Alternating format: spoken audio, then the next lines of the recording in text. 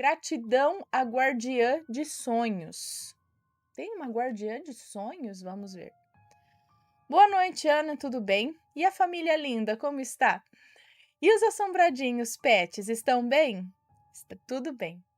Boa noite a todos os assombrados. Eu estou escrevendo. O relato é um pouco longo, tá? Eu estou escrevendo depois de me emocionar muito com o relato A Redenção de uma Alma e perceber o quanto muitas vezes os pais não ouvem com a devida atenção os filhos. Não estou criticando os pais do rapaz, não, do rapaz em questão.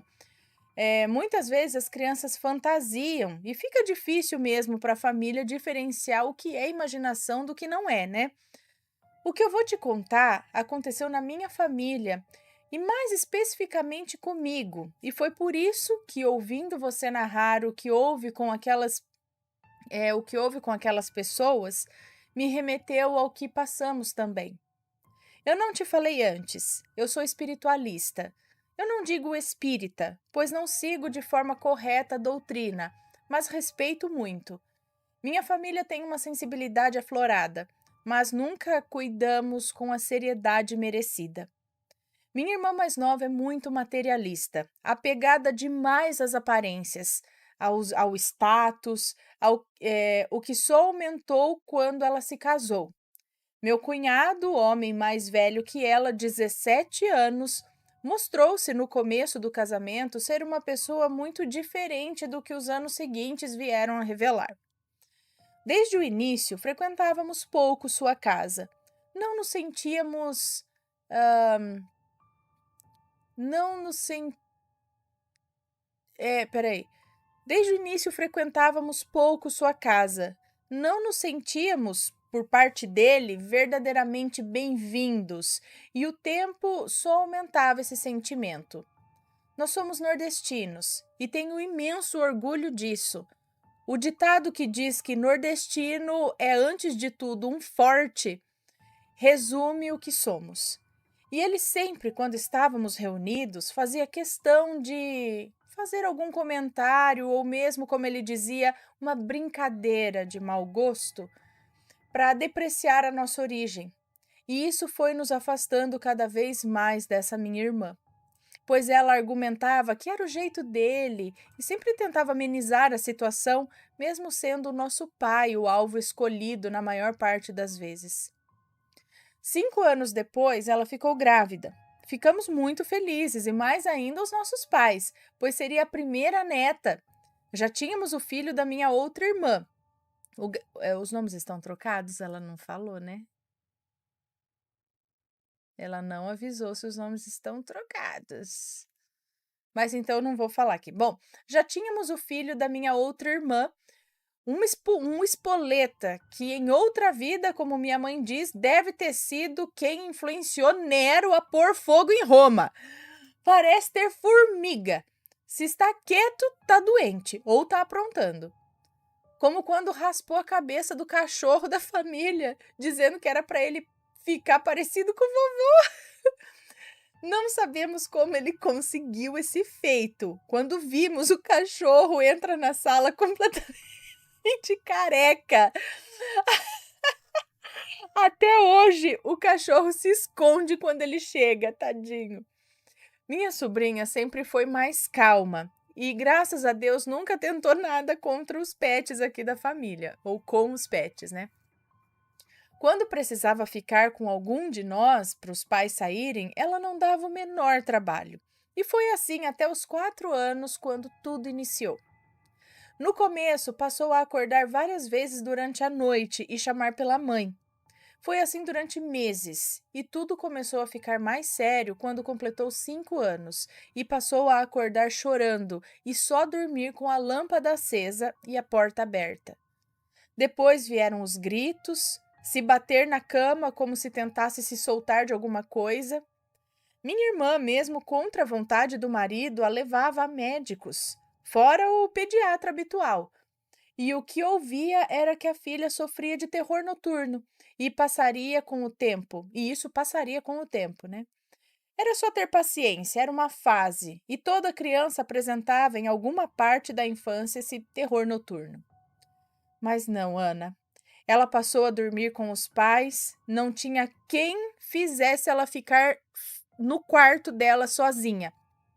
E mesmo com os dois do lado, o sono era sempre agitado, nunca a noite inteira. A menina tinha olheiras enormes. Meu cunhado não deixava ela tomar nenhum medicamento, e digo nenhum, é nenhum mesmo, salvo o remédio para febre. Ah, então, ela não falou se trocou o nome, nada, né? Não mesmo, né? É. Bom, então vou chamar aqui de fulana, de Beltrana, tá? Para não ficar a mesma fulana do relato. Então, Beltrana é o nome da sobrinha dela. A Beltrana. Ah, não, agora ela acabou de falar aqui, ó, os nomes já foram trocados. Sempre avisem lá no início, tá, gente? Coloquem lá no início, os nomes já foram. Aí eu já sei tudo. Ela tá falando aqui, os nomes já estão trocados, então ok. A Alice só dormia mais tranquila quando estava na casa dos meus pais. Minha mãe sempre rezava com ela antes de colocá-la na cama, e contrariando o que ocorria sempre, a noite era mais calma. Quando ela fez 7 anos, fomos comemorar o aniversário de casamento dos meus pais em um sítio, aqui mesmo em São Paulo. E é quando eu entro nessa história. Fomos para ficar o fim de semana. O lugar é lindo, um sonho, mas não sabia por que eu me sentia tão pouco à vontade ali, inquieta, irritada, e ficava pior quando a minha irmã e o meu cunhado chegavam perto. No sábado, ficamos o dia inteiro na piscina. Mês de janeiro, calor forte, e fomos todos dormir cedo. Sonhei que estava chegando a um local. Parecia uma igreja. Era grande, alta. Ao meu lado estava minha irmã segurando na mão da minha sobrinha. As paredes, por fora, pareciam apenas rebocadas, ainda na cor de cimento. Entramos, olhei. Nas paredes havia alguns quadros de pessoas, na sua maioria casais. E agora, o mais estranho. Todos estavam com os rostos pintados de branco. Eu lembro de olhar assustada. Um pouco mais à frente dessa entrada, que era bem ampla, tinha uma porta e sentado perto dela um homem controlando a passagem dos visitantes. Minha irmã passa, mas minha sobrinha fica comigo, segurando a minha mão. Ele me chama, mas eu não quero ir. Chego perto desse senhor, também com o rosto pintado, e pergunto que lugar é aquele. Ele me olha e fala que é um museu dedicado aos mortos. Olho e questiono por que os quadros estão daquela forma. A resposta, Ana, mesmo em sonho, me assustou. Ele me pediu para olhar com calma e dizer o que eu vejo, o que eu via. Não eram pinturas ou fotos, eram pessoas. Pessoas da cintura para cima. Olho para ele assustada e pergunto: são pessoas? E ele balançou a cabeça que sim. E quem estava ali não eram bons, né? E as pessoas que estavam ali não eram bons. O lugar em si não era nada bom. Nisso ele me manda entrar e passar da porta. E é quando a minha sobrinha começa a gritar e pedir para tirá-la dali. Ela grita muito e pede: tia, me tira daqui, várias vezes. Ela estava desesperada e eu começo a pedir para Nossa Senhora de Fátima para nos tirar de lá. Eu pedia tanto, Ana, mas tanto. Foi quando sim, é quando eu sinto uma força, parecia um vento muito forte, nos jogar para fora. E então estamos na rua, no chão de terra batida.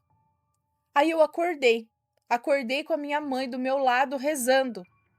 Após me situar que eu estava de volta, corri para o quarto onde as crianças estavam dormindo juntas. E é essa parte que você vai entender por que o relato do Júlio, o relato que ela falou aqui, Ai, como que é? A redenção de uma alma, né?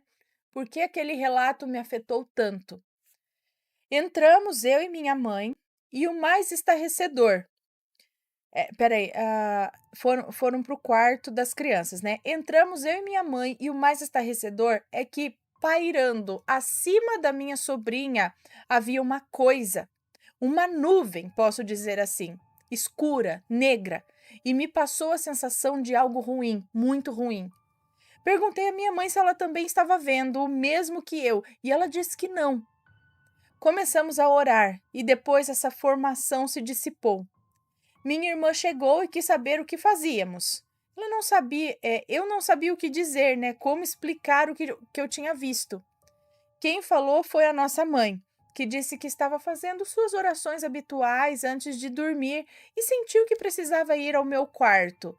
Era ela quem orava para Nossa Senhora de Fátima. Foi sua fé que me tirou, juntamente com a minha sobrinha, daquele lugar. No outro dia, Alice me fala se eu lembrava de tê-la tirado de dentro da casa feia. E eu digo que sim. E ela me fala que sempre contava isso para a mãe, dessa casa, das pessoas nas paredes e do homem que queria que ela atravessasse a porta, mas ela não queria ir. E que ela, aquela noite, antes de dormir, rezou com a vovó e pediu ao seu anjo bom que alguém fosse ajudá-la a sair da casa feia. Após essa noite, os terrores noturnos não voltaram a acontecer mais. E é por isso que resolvi te escrever. Muitas vezes, sonhos são apenas o que são, sonhos. Mas em alguns casos, eles nos revelam situações, fatos que precisamos lidar. O que aconteceu com a minha sobrinha fez a minha irmã rever alguns conceitos e tentar melhorar. Não dar tanta atenção ao lado material e focar um pouco mais nas relações pessoais, inclusive com a Alice. Essa não voltou mais à casa feia e me disse que o homem daquela casa vinha e queria que ela atravessasse a porta. Noite após noite era assim. Creio que o mal-estar que eu senti ao chegar ao sítio era para eu não ficar e não poder ajudá-la.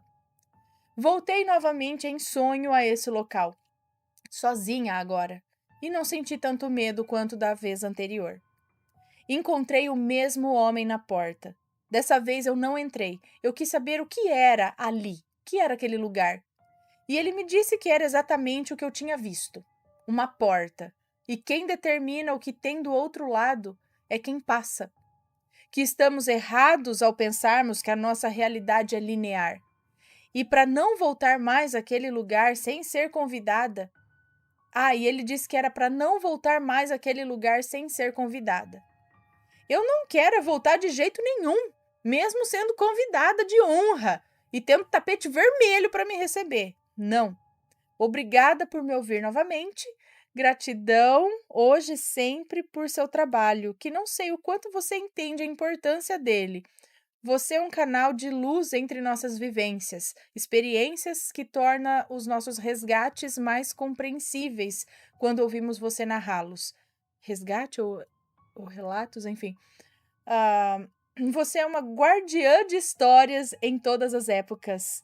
Peraí, você é uma guardiã de histórias, e em todas as épocas a humanidade recebe de presente esses seres de luz que, ao mesmo tempo que nos ouve, nos faz ouvirmos a nós mesmos e, com isso, entendermos melhor o que precisamos.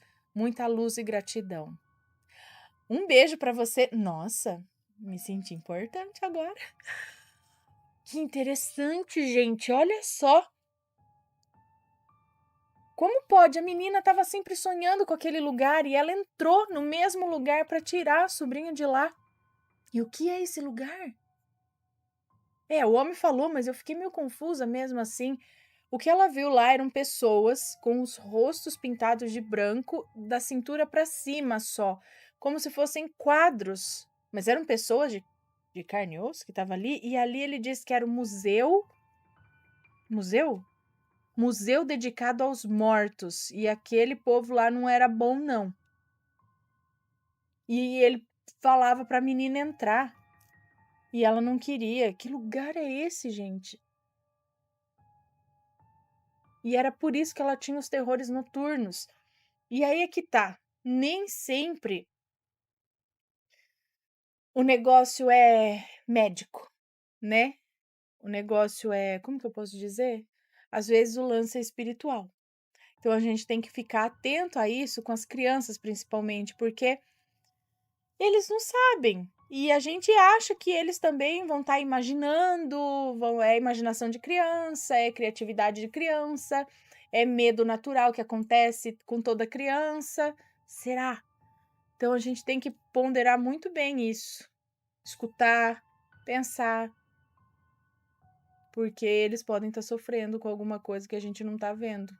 Se não tiver ninguém apto ao redor para poder ajudar com isso, que foi o caso daquele outro relato, né, a redenção de uma alma, não foi? Do menino que sofreu muitos anos com isso, sendo tratado por algo que ele não tinha. Mas também não dá para culpar os pais ou quem vive em volta, porque, gente, né, nem todo mundo vai, vi que isso não é isso que é, enfim, é complicado. Bom, vamos dar beijinho aqui no pessoal, muito interessante. Se alguém já passou por algo parecido, manda o relato pra gente, ok? Deixa eu...